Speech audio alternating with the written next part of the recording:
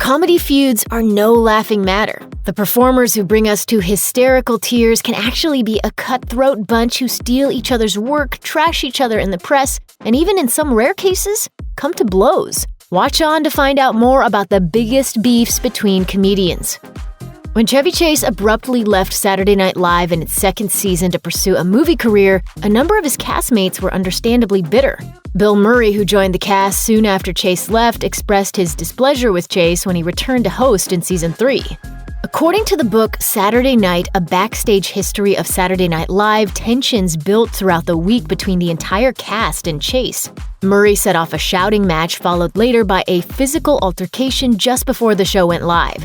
Chase confronted Murray in Jim Belushi's dressing room and the two threw punches, though they were quickly pulled apart. Less than 2 years later, Chase and Murray buried the hatchet on the set of Caddyshack. Decades after the spat, Murray downplayed the whole thing to Empire, saying, "It was really a Hollywood fight, a don't touch my face kind of thing. We all felt mad he had left us, and somehow I was the anointed avenging angel. But Chevy and I are friends now. It's all fine." Joe Rogan and Carlos Mencia didn't quite come to blows in 2007, but their onstage fight over Mencia's alleged joke theft still stunned the Comedy Store audience. It all started when Rogan called Mencia Menstila. Mencia then stormed the stage and confronted Rogan. Their colorful exchange was all caught on video, and it had a profound effect on both of their careers. Rogan was banned from the Comedy Store and was subsequently dropped by his agency after refusing to apologize to Mencia. But Rogan eventually emerged unscathed. He went on to launch a successful podcast and even returned to the Comedy Store after 7 years away. But for Mencia, the backlash was far more severe. After the video went viral, Mencia was quickly labeled a joke thief. Less than a year later, his hit Comedy Central show Mind of Mencia was over. However, Mencia has characterized his exit from the show and subsequent absence from the spotlight as a self-imposed exile. Norm Macdonald is a tell-it-to-your-face kind of guy, so it's no surprise that his comments about fellow Saturday Night Live alum Chris Kattan set off a bitter feud. As Macdonald described Kattan to Rolling Stone in 1997, "To me, he seems gay. He claims he's not, but I've never seen, like, a guy who's not gay seems so gay. I don't find him funny. What can I say? Never made me laugh." To which Kattan responded, "If Norm says I'm gay, then put in that I say he's an."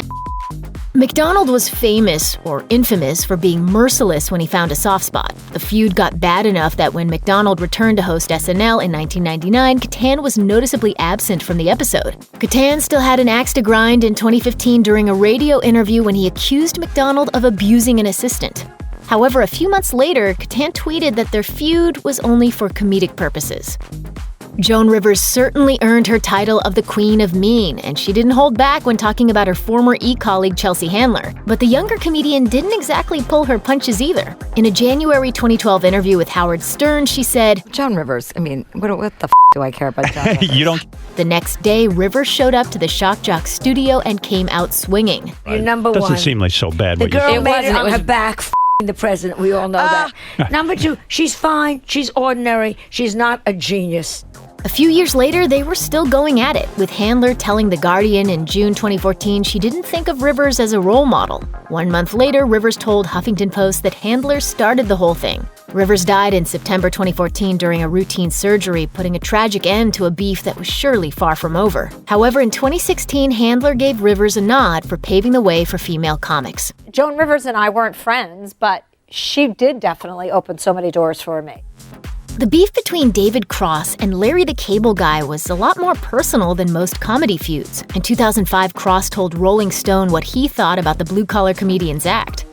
"It's a lot of anti-gay, racist humor, which people like in America, all couched in, I'm telling it like it is. He's in the right place at the right time for that gee shucks, proud to be a redneck, I'm just a straight shooter multi-millionaire in cut-off flannel selling ringtones act."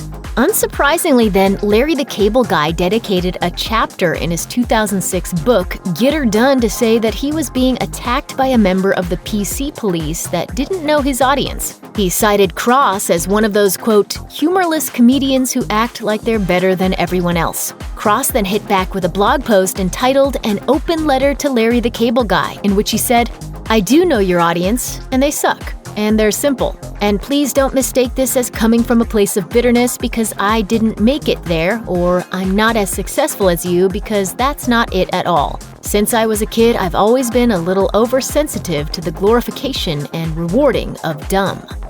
Ouch. Safe to say these two won't be playing any of the same venues anytime soon. Check out one of our newest videos right here. Plus, even more Nicki Swift videos about your favorite stars are coming soon. Subscribe to our YouTube channel and hit the bell so you don't miss a single one.